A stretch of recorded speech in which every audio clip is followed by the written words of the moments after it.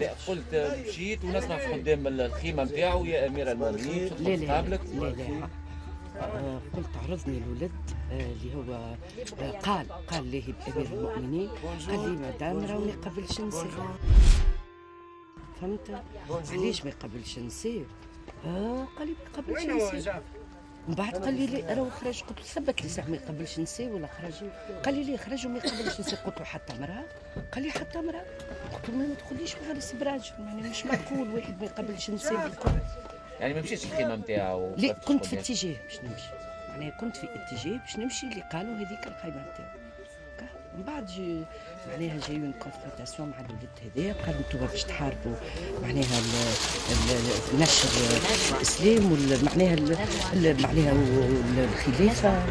قلت له صلي على النبي، قلت له انا خلافه وانا راهو بعد سيدنا عمر بن الخطاب حتى اللي بعده مشكوك فيه. فهمت؟ والامور هذه مشات على روحها. راهو معناها تو نحن يلزم نتقدموا 3000 سنه تاريخ باش ترجعونا كيف افغانستان. بالحق شوف افغانستان شنو صاير فيها، عايش ولدي. قلت له كان الفقر وكان الدروك وكان معناها الاشياء اللي هي خايبه الكل، معناها والجهل والتضليل والدموميت شرتله والفقر. قلت له عليه هذه شنو صار؟ أنا ماشي المسائل توضيحية وكهو، لأن ما عندنا خلاف مع حتى حد. معناها واحدة من الناس معناها أنا راني معناها كي توانسة الكل نشهد ونوحد نصوم ونخاف ربي وساعات زيد نصلي. فهمت؟ وكهو معناها كي توانسة الكل. أما شنية مودرن وكهو، احنا في بلاد مودرن، بلاد معتدلة. مانيش توا باش نقوم انا نحط خيمة على راسي ونقوم نمشي، ما نعرفش نمشي بها بصراحة. فهمتوا؟ مانيش مستانسين بها، مانيش ضد الفولاد نون، مانيش ضدها. يعني كل انسان حر. احنا حاربنا، انا هذا اللي قلت احنا حاربنا ديكتاتور، ماذا بينا ما يطلعوا الناس 16.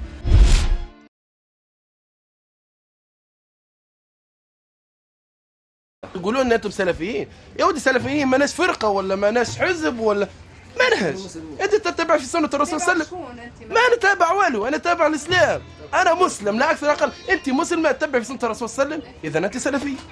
هذا مفهوم السلفيه. السلفيه منهج. السلفيه لابد نقسموها، ثم السلفيه الجهاديه لا يا اخوي، السلفيه منهج. النظام السابق التقسيم تاع النظام السابق. هذه عمليه سفر، عمليه محبوكه، عمليه قاعدين يحبكوا فيها النظام الفاسد باش يصير عمليه تفر. هذه سلفيه جهاديه، هذه سلفيه مش عارف شنو، هذه دعوه تبليغ.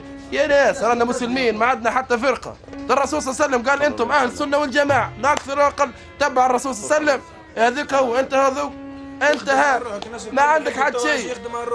وما عندناش مثلا باش علاش قلت ما شيك ما تكلمتوش. هذا حد شكون يمثلنا. انت بالذات تنجم تنتمي لشكون؟ انت شكون يمثل؟ ما يمثلني الشعب التونسي وبس. ما عاديش الشعب التونسي. انت مثلا انا نمثلك انت تمثليني. مثلا انا اللي سمع الكلام اللي سمعته اللي تقال عليكم واللي ندرى شنيا الموقف هذاك، انا كيفاش انا باش نتبنى رايك انت وموقفك انت باش نرد عليك. جيت هنا وصورتي وشفت على عين مكان. اذا انت امانتك الصحفيه وامانتك العلميه تنجم تنقلي بالضبط الصار، وتبدي انت في لسان دفاعنا احنا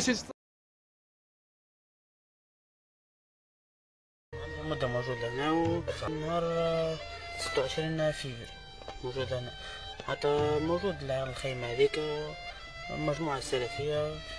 حتى كي تجي مثلا تمشي باش تستحق بوزامة ولا أي حاجة، حتى حاجة بسيطة يقول لك ما نجمش نعطيك كم شهر أمير المؤمنين، كم نسأل أمير المؤمنين. تفتي موجود هنا يوميا وشوف سلمى بكار ومنعوا لي شابي اصلا من الدخول في الشوف امير المؤمنين. حكيتها في الصحافه المكتوبه ان حكايه صحيحه. ماهيش عندك مده موجود هوني، تحكينا على الوضع مش بعد ياسر في وسط العبور اول ثاني بوابه وانت داخل شكلوا في شكل خيمه على اساس اعانات، وكانوا موجودين 3 من الناس وما راعنا الا وتكاثروا على اساس يقدموا في الاعانات، الا انه الاعانات ما تعطى وخاصه للتوانسه الا بمشاوره امير المؤمنين. قاعدين غاديك يقريوا ويضربوا في البنات يقول لهم تلبسوا حجاب هكا. بالنسبه هما قالوا هذوما جماعه الدعوه قاعدين يقولوا للبنات تلبسوا الحجاب، واحنا عندنا شكون انه قالوا الدم نتاعك حلال، وهذا بشهادتي انا شخصيا. انت وقاعدين ينشطوا حتى الجامعه اللي موجود وين الديوانه، يعني خذوا هما حتى الخطب نتاع الجامعه ولا يخطبوا هما فيها. اهالي بن قردان يعني. اهالي في الاخر اهالي بن قردان يعني ولات امورهم فوضى كبيره. اهالي بن قردان جاوا كلموهم، وكانت الحادثه هذه الغريبه جدا، غريبه جدا حقيقه، انه جاء واحد طلب منه قالوا خويا اعطيني كعبه يغورت، ما عندي ماش نزيد، انا ما عندي مشكله مع حتى حد. قالوا اعطيني كعبه يغورت، قالوا ما نشاور كان امير المؤمنين، قالوا على كعبه يغورت شاور امير المؤمنين. من الكلمه لكلمه السيد هذايا من بن قردان سخن، بداوا يكلموا فيه في كلام، كلم اصحابه جاوا سيارات سيفو ودخلوا عليهم بالعصي قالوا هذوما الحدود يعني فهمت. هذوما جاوا بالذمه ليهم وكسروا لهم الخيمه نتاعو وضربوا امير المؤمنين نتاعهم، وجاوا وخرجوا تحت حراسه يعني مشدده باش ما يقعش الاعتداء عليهم مره اخرى. تقريبا ريبورتاج طويل شويه، ما بالحق حاولنا نكتشفوا ثم اسم دارت عليه برشا، يعني الناس كلها تحدثوا على نفس الاسم. ونهار اللي وصلنا نحن تقريبا وصلنا مع حكايه الخمسه بتاع العشيه، وصلنا لدار الثقافه نتاع بن قردان. ماضي ساعه ونص ولا تقريبا ساعتين، مجموعه من اهالي بن قردان هبطوا ونحاول الخيمه نتاع امير المؤمنين. ما نعرفش ممكن اهالي بن قردان ما حبوناش نشوفوه، وبالرغم هذا هما قعدوا وصارت عمليه ضرب يعني ما بين قعدوا وحكيتوا معاهم. احنا شفنا قاعد يعني ضرب ما بين الاهالي. اصل في الانسان سلامه النيه حتى تثبت تعميرها، يعني دعاء ذلك ان شاء الله يكون. الحكايه هذه معناها احنا لا مشينا تحقيق امني ولا باش نحلوا فيها. المعلومه ثبتوا من المعلومه. ما صار غاديكا اللي موجود يبان بها اشاعه يا اخي موجود. حتى ليلى شابي قتلي موجود.